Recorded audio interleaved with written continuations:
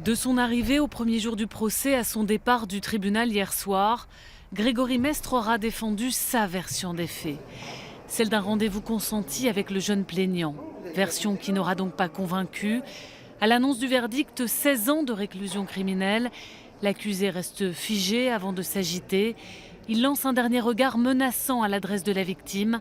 Pas un mot d'excuse. Solide, le garçon de 14 ans fait face.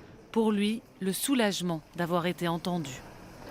Ce qu'il ressent ce soir, il me l'a dit, c'est que finalement, il me dit « m'ont pas pris pour un menteur », ça veut dire qu'ils m'ont cru avec ses mots à lui, parce que jusque depuis lundi, on le fait passer pour un menteur, pour quelqu'un qui aurait inventé un récit.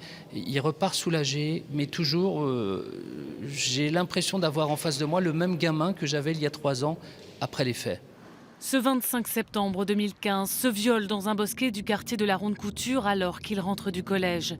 L'accusé a obstinément nié à l'audience malgré l'ADN, malgré les blessures de l'enfant. Une attitude qui a pesé dans la décision. 16 ans, la peine est lourde, elle est assortie de 10 ans de sûreté, de 18 ans de suivi socio-judiciaire et d'une injonction de soins.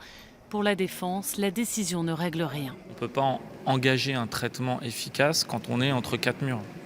Donc en fait, ce qu'on lui dit, c'est qu'on va attendre au moins jusqu'à la 10e année de détention, potentiellement jusqu'à 16 ans de détention, pour qu'il puisse commencer à effectuer cette démarche de soins.